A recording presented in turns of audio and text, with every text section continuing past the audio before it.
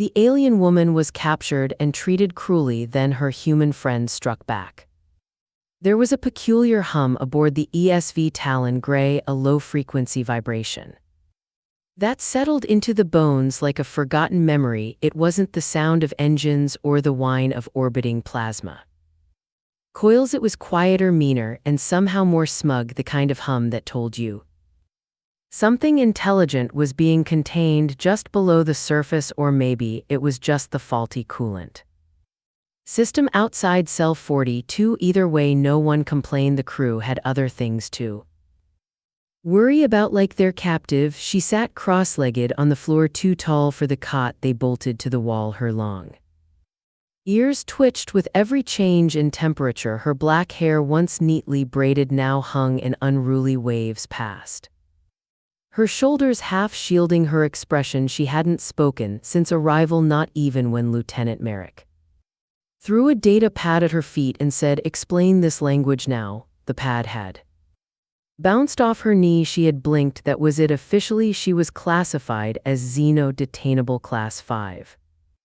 Which meant potentially psychic, definitely annoying. The Coalition handbook said to avoid direct eye contact, ask no personal questions, and for God's sake never offer a snack. She hadn't eaten in 2 days. The guards assumed she didn't need to. She assumed the guards were idiots on the other side of the galaxy, or perhaps just far enough to be inconvenient. A man named Simon Drax was losing a battle with a coffee dispenser. It had eaten his last credit and offered him a steaming cup of essence of broth. He stared at the cup like it owed him rent. "You ever drink something that smells like betrayal?" he asked the passing maintenance drone. The drone chirped aboard affirmative and kept moving. Simon sighed, took a sip, and made a sound that suggested he had just licked a battery. He tossed the cup into the recycler, where it promptly got stuck, beeped an apology, and exploded. He turned back to the table, where a flickering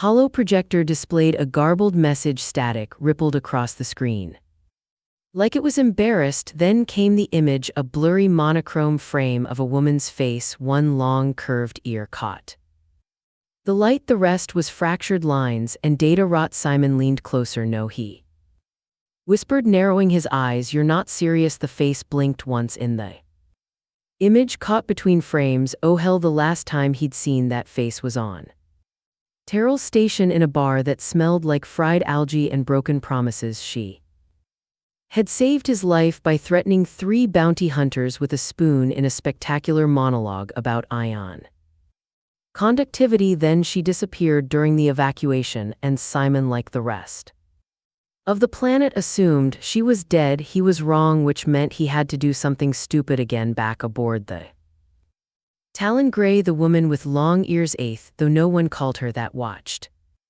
the shadows lengthen on the opposite wall. Every 6 hours the lights dim by 3%. It was meant to simulate a circadian rhythm. Mostly it gave the prisoners mild depression and excellent night vision. Footsteps echoed outside her cell, followed by the unmistakable squeak of Commander Allen's boots. He was a man who trimmed his fingernails with a laser scalpel and once executed a subordinate for sneezing during his speech. "Eth," he said, like the name tasted wrong. She glanced up. Her expression was unreadable, which was impressive given how readable her ears were. "We'll begin cognitive realignment this evening," Oren said. "I recommend compliance. Resistance tends to leave scars." She tilted her head. "So does boredom." The guards froze. Allen's smile was thin and resentful. "You'll find I'm not known for my sense of humor." Pity. I was starting to enjoy our talks. He turned sharply and marched away, muttering something about neural recalibrators and scheduling conflicts. The guards followed, one of them whispering, "She talks now, too." Which the other replied, "I told you she was waiting for the right punchline." The cell lights dimmed further. Eighth leaned back, staring at the ceiling where tiny cracks formed a map of old damage. She tapped one finger against the floor in a rhythm no one else would recognize. "Somewhere in the ship's underbelly, a circuit coughed." Simon stood in front of the mirror in the back of a storage closet, trying on a stolen Coalition Uniform 2 sizes too small, the sleeves ended above his elbows, the badge read Inspection Enforcer Tiers. Well. Betsy, he said, addressing the prosthetic arm he'd built out of a forklift in some ambition, either this is the worst plan I've ever had or it's Tuesday. The arm buzzed noncommittally and knocked over a can of instant chili. Simon grabbed the duffel bag full of bribery-grade tech stuffed a forged access pass into his boot and slung the bag over his shoulder. He didn't know how close he could get to the Talon Grey or whether Eighth was even still alive. He only knew one thing: someone had to try. And unfortunately for everyone involved, he was available as he exited the Dock A. Customs officer flagged him down. Simon pasted on a grin and saluted with his bad hand. Name? The officer asked. Zed. I Inspector Zed. First name? He blinked. Also Zed. My parents were very committed. The officer looked confused, then shrugged and waved him through back in her cell. Eighth closed her eyes and listened. The ship creaked, the plasma vents hissed, and beneath it all, the faintest sound, a rhythm of boodles. One too casual to be military, she smiled.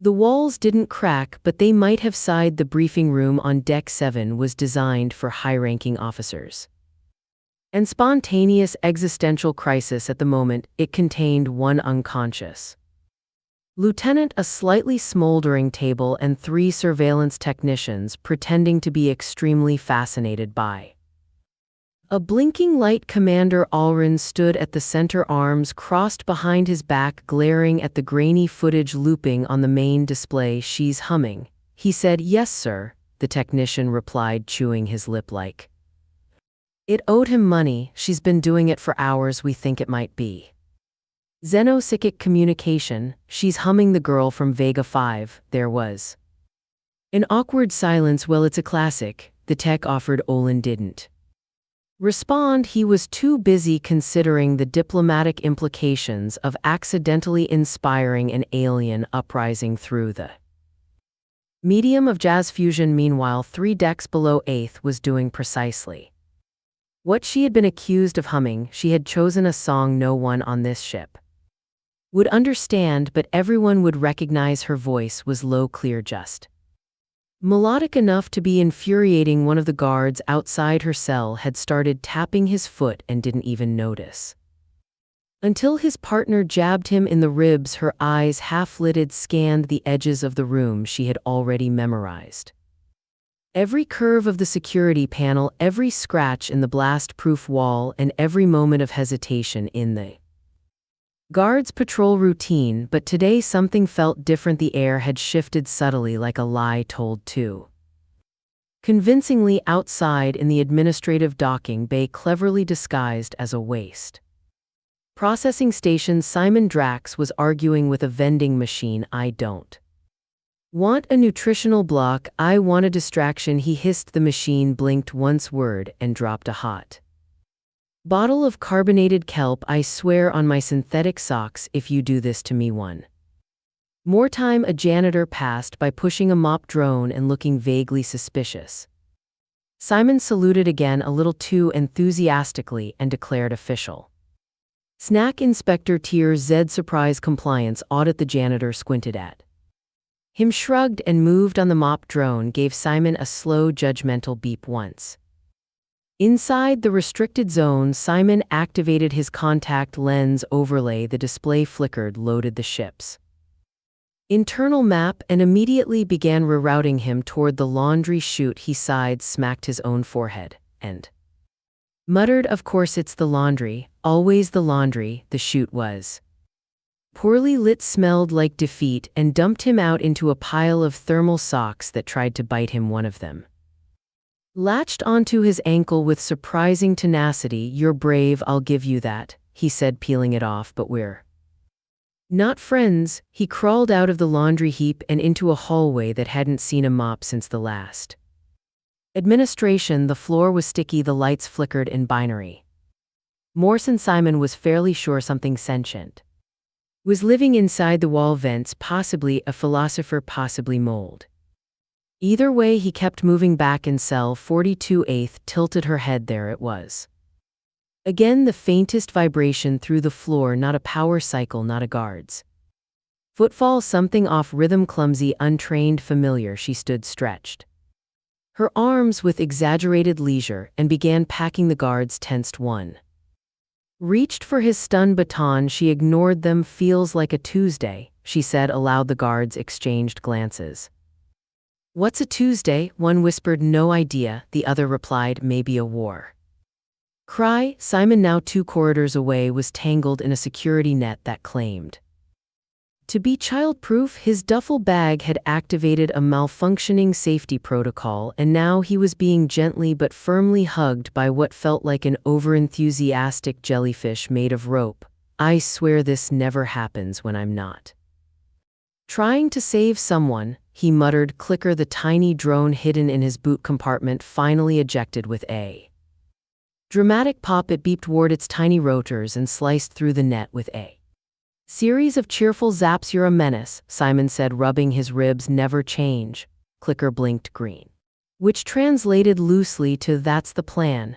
They slipped past a group of engineers arguing about whether a breach in the coolant line was a design flaw or just spicy ambience. No one noticed the man in an ill-fitting uniform tiptoeing toward the central stairwell. No one ever noticed the janitors or the inspectors or the strangely humming prisoners. Arath sat back down as the lights dim for the cycle shift. She tapped her finger in a pattern against the floor. 1 2 3 pause, 1 2 pause, the same rhythm she had used years ago in the back of a broken shuttle while teaching a clumsy human how to bypass a plasma fuse far below.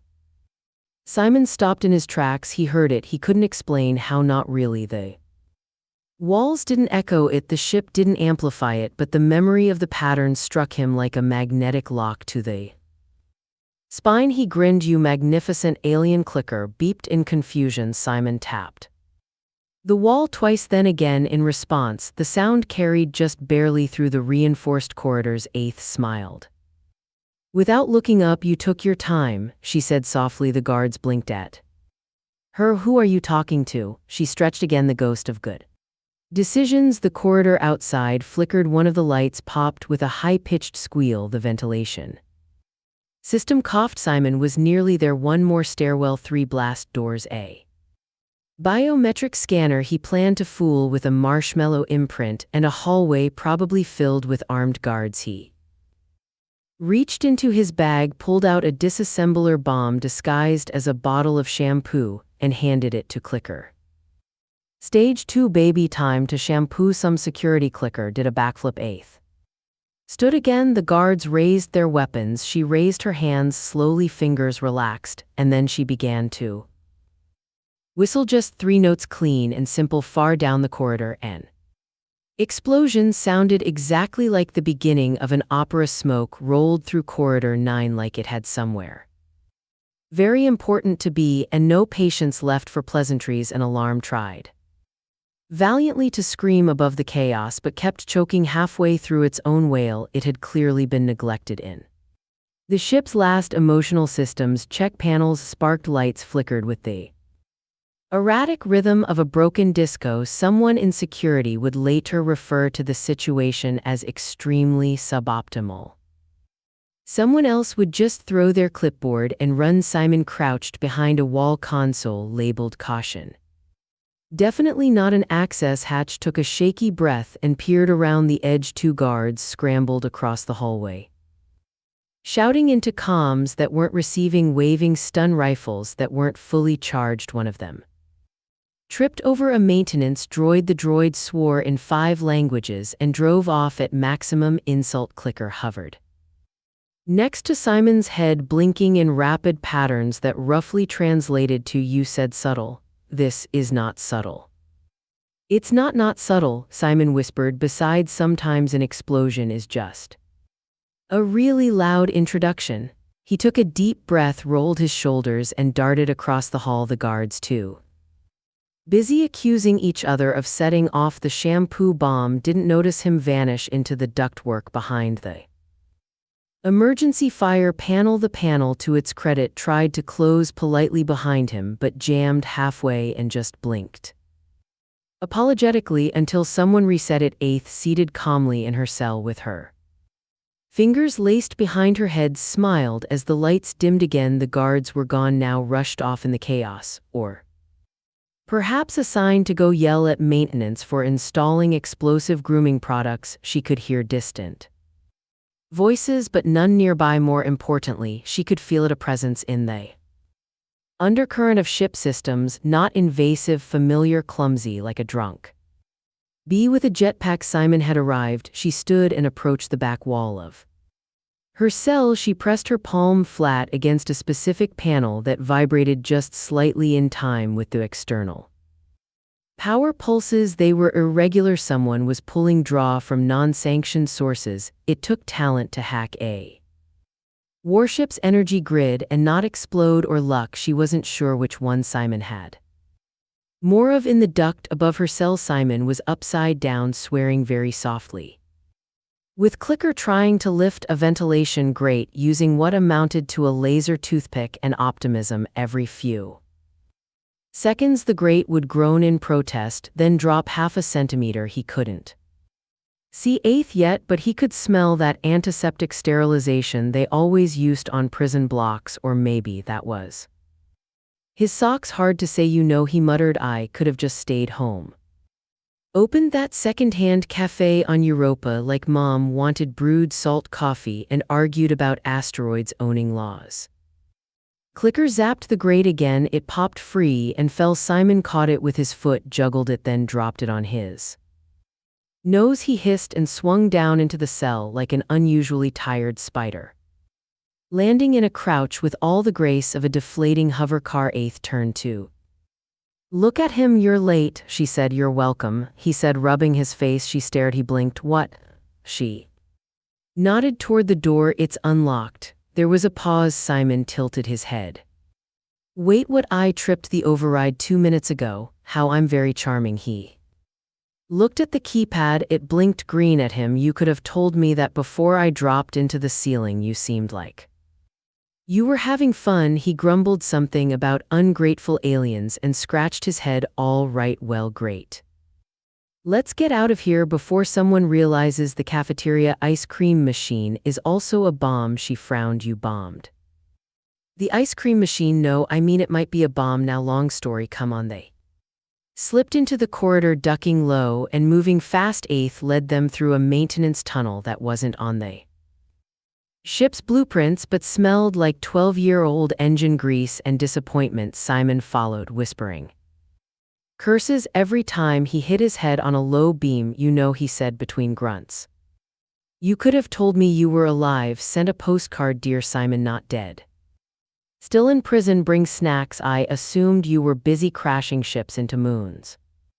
That was one time. Too fine. 2 times, but the second one was entirely gravity's fault. They emerged into a larger chamber where decommissioned drones were piled like metal corpses. Most were missing limbs. One was wearing a party hat. Simon pointed at it. Do I want to know? Ath shrugged. They get bored. Clicker scanned the chamber and beeped urgently. A low rumble followed, mechanical and fast rolling treads converging from both ends of the hall. Patrol units. Eighth said how many U specifics would be nice. She grabbed his hand and pulled him through a doorway just as the first drone rounded the corner, scanning with its turreted eyes and politely announcing, please surrender your rebellious limbs for re-education.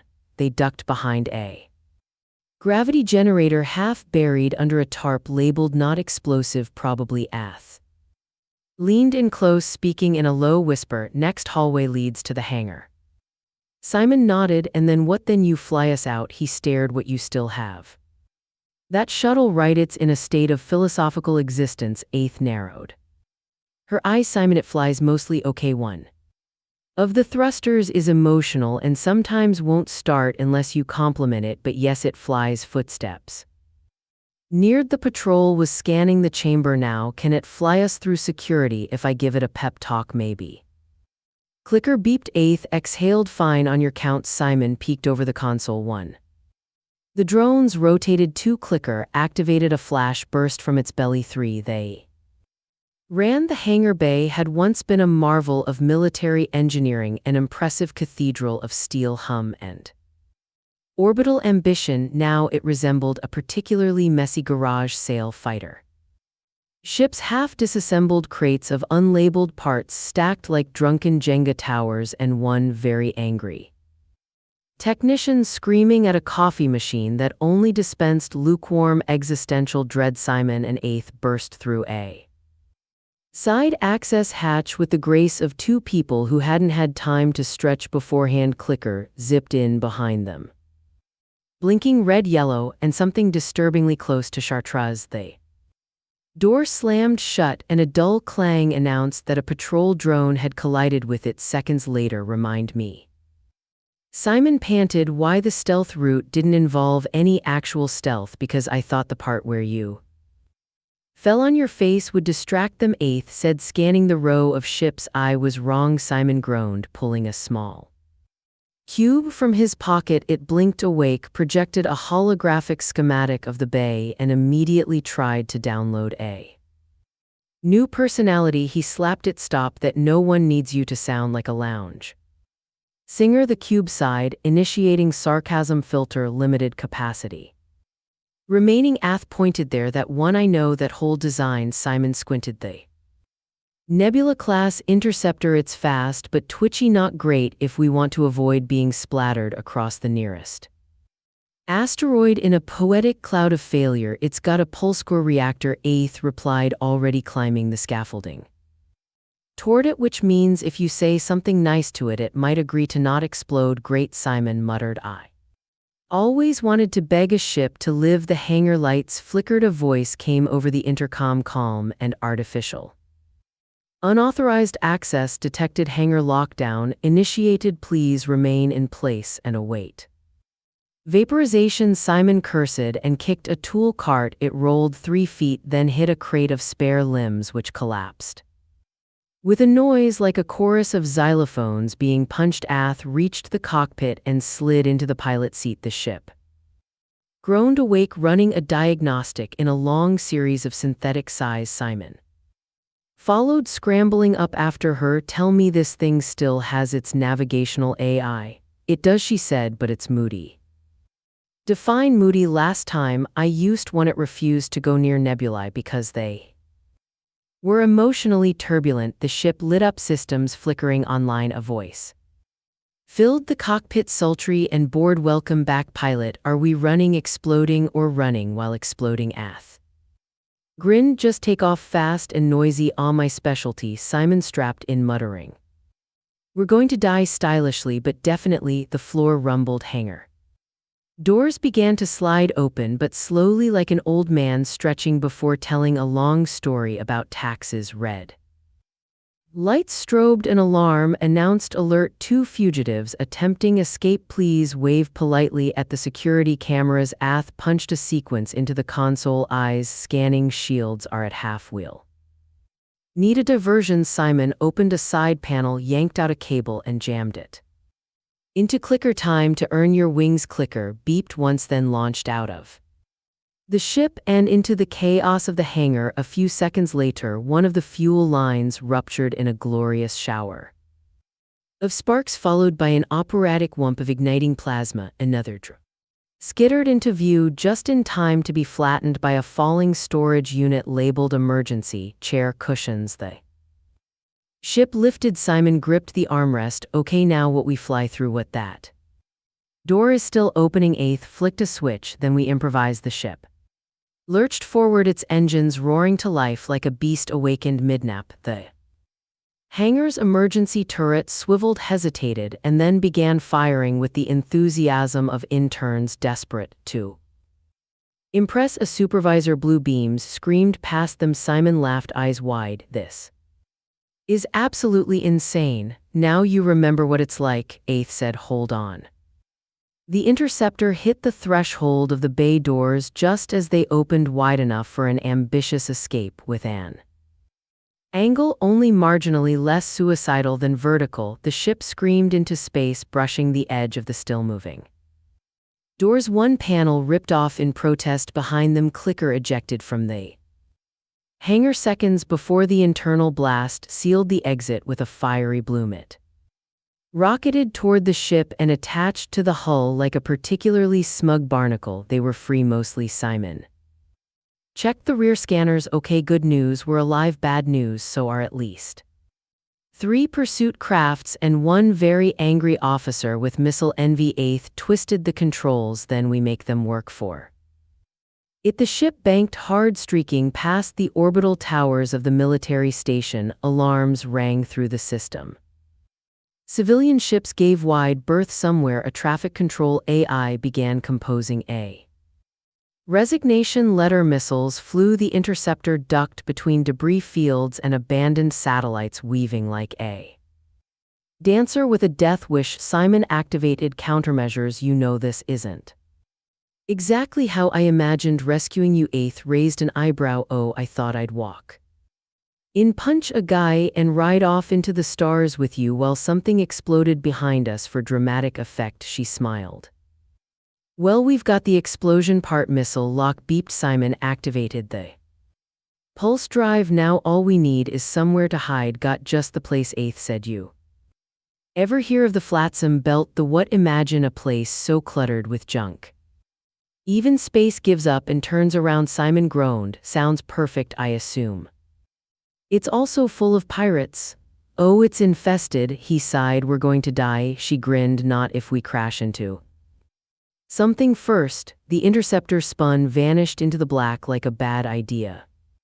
Made a fire and left the warship's long reach behind them for the moment. Clicker began twitching erratically the moment the ship entered the Flotsam Belt, which was both a bad sign and, for Clicker, a kind of normal. The little droid beeped, warred, and occasionally hissed like a paranoid kettle. Simon swore softly and tapped a screen that responded by showing him a blue circle labeled you and several red triangles labeled maybe pirates. You know, Simon said, strapping himself tighter into the co-pilot's seat.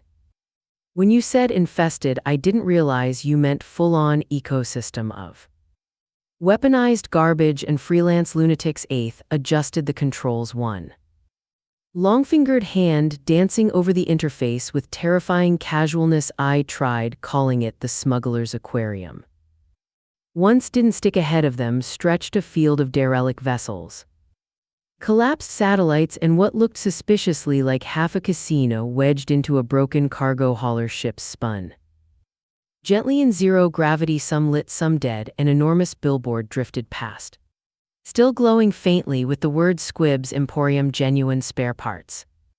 Questionable ethics. Clicker emitted a long, low groan. That's either a warning, Simon said, or he's trying out interpretive dance again. Ath narrowed her eyes. We're not alone. A proximity alert chimed. 3 small ships detached from a hunk of floating scrap and swung in behind them with the grace of wolves spotting a limping deer. One hailed them. The comms flickered, then a voice oozed through the speakers. Well, look what just slid into the neighborhood. You lost darlings. Simon rolled his eyes. Why do smugglers always sound like they're auditioning for a jazz club? 8th hit the comm. We're not looking for trouble. That's good, the voice replied, because we already found it. A second proximity alarm blared. 8th switched channels, fingers flying, they're locking weapons. Simon grimaced. You want me to talk them down? You think that'll work? Number.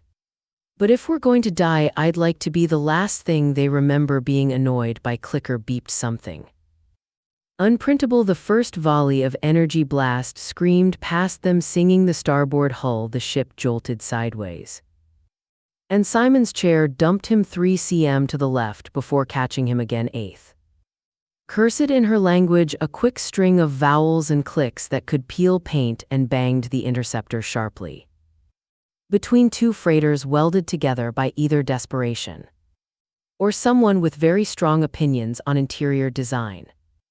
The pirate ships followed, firing with increasing enthusiasm and absolutely no aim. Why is it, Simon shouted over the alarm, that every time I trust your plans I end up upside down and on fire? You're not on fire, she said, flipping a switch that ejected something very large and very angry from the cargo bay. An instant Later, a self-guided missile from one of the pirates detonated it, showering the space behind them in a glorious cascade of debris and possibly broken vending machines. One of the ships veered off.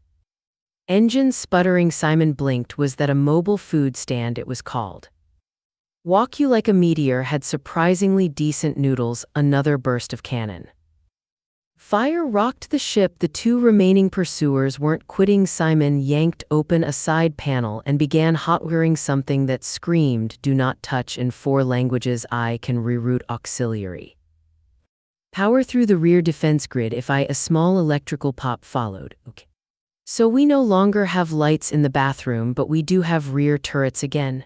Eighth didn't look away from the console. Good fire when ready. Simon grinned and slammed his fist into the trigger control. The ship's tail lit up with a furious barrage of laser bolts painting space in pulses of blue and orange. One of the pirate ships peeled away under the barrage. The last one kept coming now. Clearly offended, Simon tapped into the comm again. "Hey, just wondering, how attached are you to your face?" The pirate laughed. "You're adorable. Say goodbye." A sudden flash clicker fired a micro-missile from its hullport. A thing Simon didn't even know it had, and the last pirate ship disappeared in a poof of bad decisions and boiling metal. Silence. Simon stared. Eighth glanced at Clicker. "You've been holding out." Clicker buzzed smugly. They drifted through the belt for a while, the wreckage growing more elaborate. An old pleasure yacht floated past, carved into the shape of a dragon's head. A fuel tanker the size of a stadium had "free hugs" painted across it in massive pink letters. Gravity anomalies tugged at their stabilizers.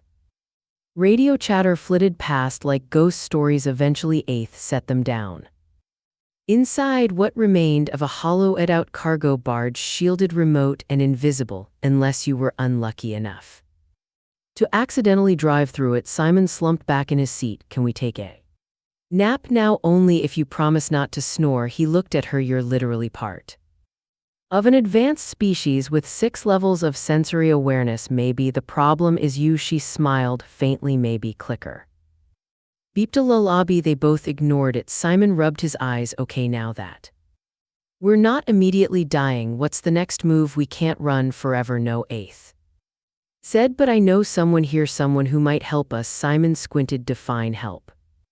"Not immediately. Betray us." That's refreshingly vague. She stood and stretched, ears twitching. "Get some rest. We'll meet him in the morning." Simon leaned back, the hum of the ship soothing.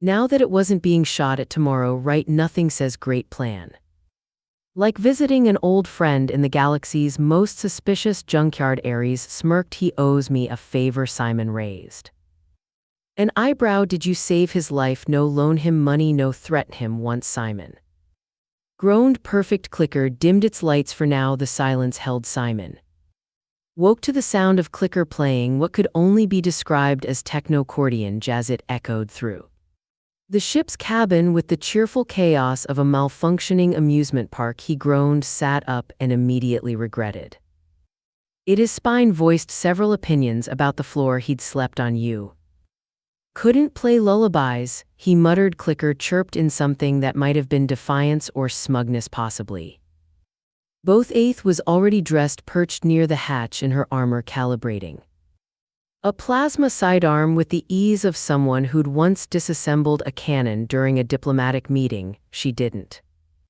look up as Simon stumbled into his boots and yawned like a dying engine. "I take it morning in the Flotsam Belt is just as cheerful as I imagined." "It's always morning here," she said. "Time doesn't matter when everything's already broken." Simon rubbed his eyes. Philosophy before breakfast. Fantastic. The cargo bay doors creaked open and revealed a maze of rusted corridors and makeshift bridges inside the colossal barge. Flickering lights, neon paint, dangling wires like tinsel left behind by electrical goblins. It was a patchwork city built by those who'd rather disappear than be found. Eighth led the way, weaving confidently through the maze. Simon followed, trying not to trip over a lounging slug creature wearing a tinfoil hat. It glared At him with the weary disdain of someone who'd been predicting galactic doom since breakfast and was still waiting. "For an audience you sure your contact is still here?" Simon asked. "He doesn't leave." Era said he has opinions about outside that sounds promising. They passed a noodle stall run by a talking plant, a robot barber who offered to shave your emotions, and a trash compactor, advertising itself as a luxury spa. Finally, they arrived at a structure made entirely of shipping crates and optimism. A hand-painted sign read, "Gorban's relics, lies, and loose morals." Simon blinked. "You weren't joking." Eighth pushed open the door. Inside was a cramped space, stacked with artifacts, glowing spheres, cracked helmets, and at least 3 varieties of swords that hummed with inappropriate eagerness. A curtain parted at the back, and out waddled a creature that looked like a toad who'd grown up inside a fusion reactor. He wore a vest 2 sizes too small and a monol that appeared to be welded into his skull. "Eighth," he croaked, "you still owe me. For the time you stole my lungs, you got better." "Lungs," she said, "they whistle in the cold." She shrugged. "You live in a barge made of regret. Everything whistles." Simon stepped forward, extending a hand. "Simon, human, generally polite." Gorban sniffed him, then turned to Eighth. "Is he yours in a complicated emotional sense?" Gorban nodded sagely. "You're slumming it." Simon looked offended. "Excuse me, I have value. No one with that haircut has value." Eighth cleared her throat. "We need safe passage off this belt. I know you've got contacts." Gorban scratched under one of his chins. "I had contacts, then they either died, vanished, or went legitimate. It's very inconvenient." Simon gestured to the piles of mysterious junk. "You have a defunct teleportation ring in the corner and what looks like a prototype mind swap helmet. Don't tell me you've gone clean." "I'm diversified," Gorban said proudly, "which is why I'm offering you something better." Eighth crossed her arms. "Which is a ship?" Simon blinked. "We already have a ship." "Yes," Gorban said aloud. "Stolen one, covered in scorch marks, and wanted posters. Fair. I'm offering stealth." Gorban said, "An unregistered transport vessel with an outdated but highly illegal cloaking module. It smells like wet cats. An existential dread, but it flies." Eighth raised an eyebrow. "What's the catch?" Gorban grinned, revealing far too many teeth. "You have to deliver something for me." Simon sighed. "Of course we do." Gorban disappeared into the back and returned with a small sealed case. It pulsed faintly and made a low humming sound that made Simon's knees itch. "What's in it?" Eighth asked. "Don't ask." "Is it alive?" Gorban hesitated. "Define alive." Simon leaned in. "Is it going to hatch, scream, or rewrite our DNA number?" "Probably, and only if you open it." Eighth took the case, where Gorban tapped a console and a small map projected into the air planet of Valalus backwater. "System barely charted. No major faction presence. Drop it off at the temple ruins. On the night side, someone will collect it." Simon frowned. "That's vague and ominous." "That's the economy," Gorban said. "Do we have a deal?" Eighth nodded. "We'll take it." "Excellent. Try not to die, or if you do, at least die off my property." They left the shop with the case, returning to the ship through the same absurd corridor of wonders. Clicker scanned the package and beeped uncertainly. Simon sighed. "If this thing explodes, I'm haunting Gorban forever." Eighth placed it in the ship's lockbox. "He'd enjoy that back on the bridge." Simon powered up the new ship, sleek, quiet, and absolutely festooned with systems that screamed custom job by someone with too much time and no legal oversight. The engines purred. The cloaking module flickered to life. Even the chairs were warm. "I'm uncomfortable," Simon muttered. "Everything's working." Eighth set coordinates. "Then don't get used to it." The ship lifted off, slipped silently out of the flotsam belt, and vanished into the black behind them.